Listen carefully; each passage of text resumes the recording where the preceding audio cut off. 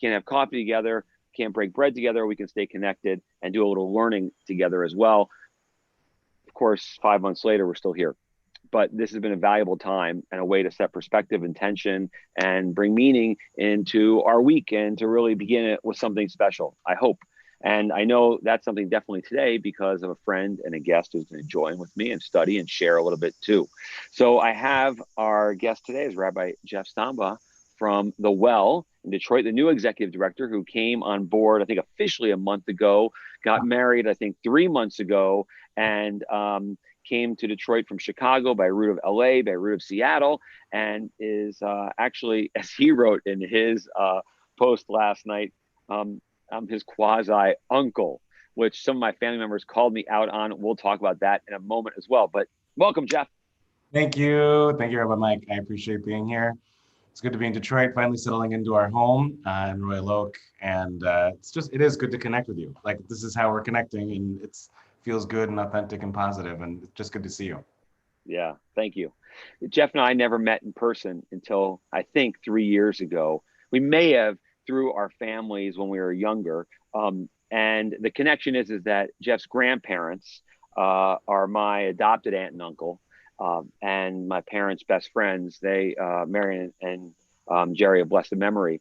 And there's a lot of connections in Like here. set of What's grandparents. that? Your folks are like a second set of grandparents to me and my family, and my sister too. Yeah, my parents are like my mom and dad to me sometimes, and so that's a special thing. Um, but I love that. And we always like to welcome everyone. And if you're watching, give a shout out, say hi to other people here. We know that our parents are watching at least, so that's an easy sell. But more than that, we talk about our faith and our Judaism, and I think some of that has come into that connection. When we saw each other at a conference at APAC, when we first met in person, saw each other's name tags and embraced, it felt like, yes, we've known each other because we've known of each other for decades. And it really meant something. And I'm thrilled. I was so excited to hear when you were interviewing at the Well and when we talked about it during the process. And I give a little bit of the background too and my relationship with that. But tell us, why was this the right job for you at this stage? Great question. So first of all, again, thanks for having me. And this was the right job for me at this stage because I am totally devoted to this project that the Well is off and running to be a part of and find solutions for and find connections, which is to be a bridge builder and like a connective tissue between institutional Jewish life, however that might look, and those who are unaffiliated with Judaism. And I feel, or feeling like less affiliated or not engaging with places where institutional Judaism might be. And I'm not saying that all Jewish people or people that are seeking to be curious about Judaism should seek the institutions and Jewish institutions to find meaningful Jewish connectivity. It's out there and it's established and it has a lot to offer. The Well is an organization, one of, I think, a few in the country who are trying to straddle different worlds of where Jewish connectivity exists and happens and lift it up. And that's why I took this job after one weekend of intensive interviews. Both Stephanie and I, on our flight back to Chicago, because we didn't have a car at the time, we're like, we think this is it. This is really, we could feel it in our kishkas. That's awesome. That's awesome. Well, it's great having a new young colleague in town too, right? I think you bring more energy that we need. And granted, this isn't the time of transition that we expect, right? I mean, starting a job that is based, I imagine, most importantly on relationships, on connections, on sitting down, having a drink, having coffee together, meeting face to face, sharing, and you walk into a new town and it's like, oh, everything's shut down. Um, uh, how do you make it work? We're making it work, I think, by being a little creative, and also doing what we can outside. Like we've done some touch about services outside. Distance, I was about 25 feet away from people on blankets, and they were all 10 feet away from each other, from blanket to blanket, center of blanket to blanket. And we had limited registration. I've just spent the weekend moving into our home. We have a backyard, and we're going to be doing some physically distant backyard programming and really give a lot of intentionality to how people are entering into the space and exiting the space, in addition to where they are and how they're existing in the space. I really believe that there are safe ways to gather publicly in person, not publicly necessarily, but in in outdoor spaces, face to face. And then it's about sort of how to bring a creative program to the table that's going to let people feel, despite that physical distance, that they're able to really connect with each other. And that is also one of the things that on my imagination, we're hoping to build upon with the well. The well, Rabbi Dan, and the last 5 years have really, his superpower and the superpower of the staff before I ever came on was to really create these curated groups of people around shared interests, and this is going to be just a different iteration of how to sort of lift that up in a different way. We're not going to be able to gather in groups of 150 or 200 at a Shabbat at a cool location or venue, but we'll be able to really put some intentional gathering spaces in smaller venues and places that where it can really have elements of control to feel safe and be safe. Yeah, that massive tashlich that the well has been known for over the Yeah. past few years, and the Detroit River, and I don't know, hundreds, if not thousands, gathered for that, right? Yeah. We've been This we've year, been this year we're designing we're going to call it, spoiler, I guess not spoiler, just so we haven't put out the market. But we're going big by going small. Tiny Tashlik is what we're calling it. It's going to be a well-produced Rosh Hashanah experience, and hoping that it will really be a Tashlik you've never experienced and will never forget. We're going to have opportunities to participate in this program at a physical distance, and it will be about 10 people at a time, and we're going to run it multiple times again and again and again and again. To try and find to find lots of different shared interest groups and other ways that people are connecting to come together and have a shared experience. I feel good in hearing your creativity there, because it sounds like something we're doing at Temple Shir Shalom as well, because we're doing on the second day of Yontiv multiple tashlichs with Rabbi Daniel and me, jumping from park to park to park to park in our areas here and meeting different groups of families to try to create that intimacy, but something special too. I've said to folks, these high holidays, once in a lifetime experience. God willing, it will be once in a lifetime. But at the same point, I would imagine that your stage to create even more now. Like, I believe this pandemic is pushing us to be creative in ways that we hadn't thought of. That's a positive. That's an opportunity that will change what we do in the future as well. You have, without walls, even more liberty to do that, I would imagine. Yeah, I feel like I mean, this is the reason why I wanted to take this job. I feel like the well, sort of as it exists on a few different sort of spaces in the Jewish landscape, that it can exist sort of as the R&D department for Jewish community life. And I know that in the past with Rabbi Dan's creativity and all the different things that the well has done, different organizations really around the country, from his Passover escape room and other big programs, people have sort of, oh, that's a nice idea, that's worked, and we'll just do it here and there. I mean, that's sort of the permission slip that the well has to, like, let's try this out. So, I don't know if you've ever done Tashlich with silent disco headphones before, but it's going to be quite a cool thing, I think, and authentically good and real. Ooh, I like that. We picked those up in Israel when we had our dance parties with those headphones, and yeah, I sound really good singing when everyone's got headphones on. Let me tell you. So I can't contain myself. And the dance moves, yeah, Israel definitely chill. place that I got to experience the silent disco headphones too. It was a huge dance party at the Israel Museum. It was a real time. That's awesome. That's awesome. What do you think's prepared you the most, the experiences you've had as a student, as a rabbi, for this? I mean, you were at USC Hillel for a number of years, at Mishkan, this non-synagogue, community in a sense in downtown Chicago before you came here. A teacher in day school before that as well, right? You were a day school teacher in Seattle, correct? Yeah, So, what have been the experiences that have helped you, and as you get ready for this now? I mean, it's cumulative.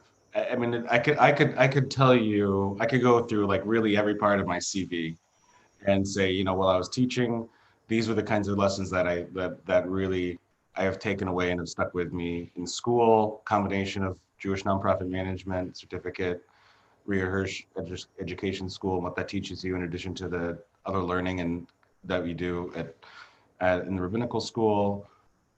Different opportunities to travel. I got to go on a honeymoon Israel trip. That's where actually we got engaged. Stephanie and I got engaged on honeymoon Israel.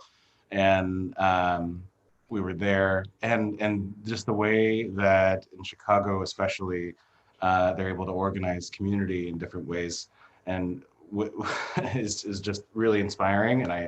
And in Mishkan, there was a remarkable amount of opportunities to learn about how to really bring people together around spirituality and to really be radically inclusive and what that really means and look like. And that's, um, been a staple of the Well since its inception, is to be inclusive. And I know the Well is not the only Jewish community that considers itself inclusive or radically inclusive, but there are certainly details and best practices at Mishkan Chicago in terms of radical inclusivity that I really hope to be able to leverage into the Well space to continue that spirit forward.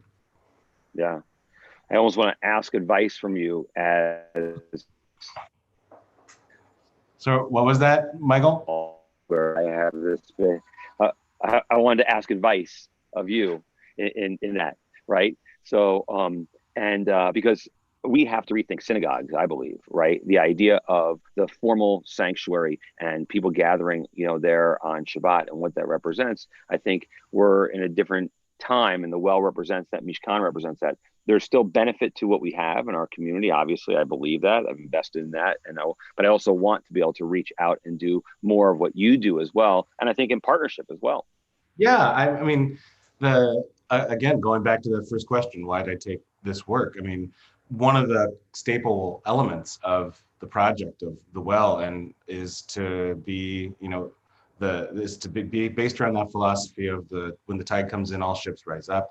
There's opportunities for partnerships and for learning and for really helping a community that's already strong go from strength to strength. And that's the question that I've been thinking about for the last week, really. There are sometimes around the country, there are some Jewish communities that are not as robust and interconnected and invested as it is in Detroit. That's a really special element of the Detroit Jewish community. Already, I've been able to pick up after having been here for like a month and a half, and at a physical distance. And so my question that I've been asking is, how is the Well and myself and the team and the community here and those who are invested in this project best positioned to help this community go from strength to strength and serve this population of young adults and families with young children?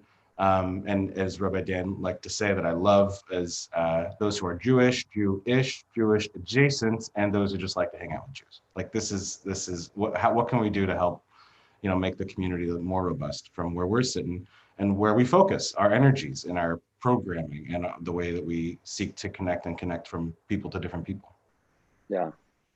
What do you dream of, 5 years from now, looking back at the time you spent already at the Well, and what will it be? Great question. I can't know. I can't. I mean, that's I can't. It will evolve and grow and change. I think in my wildest dreams, in 5 years, we will have been able to help push.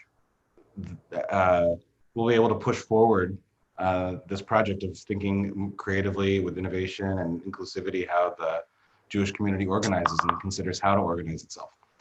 And I don't know what that'll look like. I think that we're in a moment here during this pandemic and in this moment of a lot of transition with myself just transitioning to this job. Like there's a lot of different creativity and investment and rethinking about how lines are drawn and not drawn and how people connect and communities partner. And I think that it's a kind of a wild frontier out there and we get to be at the forefront of it and have some fun along the way. That's cool. I threw you a curveball right before we started. I asked you for a favorite text from Jewish tradition that you find that it motivates you. And so I'll give you a chance so you can teach us a little bit from that text as we wind our time down. I'll attribute this to taking something from Mishkan Chicago. I got an opportunity to go to a community in Chicago and give a PowerPoint presentation about what Mishkan Chicago was. And one of the first primary texts was Exodus 12:38, V'gam Erev Rav, this mixed multitude that left Egypt. And it was like who were the Israelites that left Egypt? Well, it wasn't just those who were enslaved. It was those who were enslaved. It was those who were hanging out with them, those who liked to hang out with them, and this whole crew of like this mixed multitude of people that left Egypt at the very beginning of our story, that really evolved into what it means to be Israel. And I draw a lot of inspiration from that, knowing that the seeds at the very beginning of what it means to be a part of this community were mixed and not singular, or they were diverse in every respect. And these are the seeds for what it means to, I think, push forward an inclusive community, and to think about that. Like, who are the mixed multitudes? Who must be represented? Who aren't represented? Who can we bring in and think about in different ways about being a part of this community, because they are interested and invested in being a part of this community. I like that. It's good to teach. I'm going to wind down with this quick story about 1979. My family was on its way to Israel for our first time with my rabbi, Jeff Stiffman, and his family, and a number of other families as well. I was a very calm, subdued, quiet 11-year-old. And as I was, peeling off my clothes, probably in the midst of a flight, and climbing over my seat and talking to the gentleman behind me, my mother said, "Michael, leave the kind older man alone. Give him his space." And Jerry said, "Nothing wrong with that. Let's talk." And your grandpa and I began a conversation, which then evolved to my mom and your grandpa, I think, they were both reading Josephus or something, preparing for the trip, of course, right? And that became this lifelong friendship for the four of them, my parents, your grandparents, but really for our families, and your grandparents' influence on my brother and me. Part of the reasons why we wanted to both be doctors for a long time, Jerry's role in that, and I love that we have this connection now, and that you're here I already, seeing when you got ordained, and through the process when we first got to physically meet each other and talk, and you were standing next to Chase Foster, and I went up to Chase, your good friend, who's someone I've worked with at Goldman Union Camp, who's now a rabbi as well. And I realized, oh my God, that's Jeff. Right. And that we now have this, and you're in this town. When you were at the first Board of Rabbis meeting, seeing you smile and being introduced by my colleague, Rabbi Daniel, the president of the Michigan Board of Rabbis now, it feels like this whole circle is coming together. So we're thrilled that you're in this town. I feel like I have family with me now. I'm sure that my parents are very anxious to jump in the car and drive here immediately once the pandemic is over, and maybe see you as much as me. But it's really great. And for those who want to hear more from Rabbi Jeff, I hear a rumor. There's another rabbi, Stephen H. Moskowitz, who does Monday Morning Musings, and his guest next Monday will be Rabbi Jeff Stamba. Where does he get these ideas? I don't know. It's remarkable. I'll give you a little plug there right now. So we are in the middle of a campaign online through Instagram and our Facebook page at the Well. It's called Reflect for Rosh. And in the past, it's been just in the month of Elul. This year, we expanded it to encompass the 7 weeks leading up to Rosh Hashanah. We're looking at the 7 sefirot that we would normally look at on the counting of the Omer. But we're doing them in this backwards order. That will be the 7 weeks leading up from, the 7 weeks until Rosh Hashanah. We're on week 5, I think, right now. And anyway, we got some great, cool content online. It's interactive. You'll be able to see 1 minute or so long videos from me each week if you want to continue to get to know me, for those of you who are watching this up to this point and want more. So please check that out. Great. And I know some of my staff at Temple are a part of your leadership at the Well, and I know how excited they are to have you as a part of the team now too, and leading the programming there. And they're very excited about that, which is wonderful. And I see that connection, some who are conservative, some who are reformed, some who are unaffiliated, but just feeling that sense of community among the young adults, and how important that is. So thank you for Ray starting off and doing good work, and for being a part of this. I'm thrilled that we're going to get to work together. Rabbi Jeff's going to be doing some teaching at Temple Shir Shalom, or in our community as well, and has made that offer. And so we're going to make that happen too. And you can see he's a really talented teacher too. So thank you, Rabbi, for being a part of our Monday Morning Musings, and for being a part of this community. And good luck as you begin your married life and your life at the Well. Mazel tov again on your recent marriage. I mean, wow, so much to happen during a pandemic. I wouldn't be here without her, that's for sure. Well, good. It's good. We all have that strength that backs us up. So mazel tov, and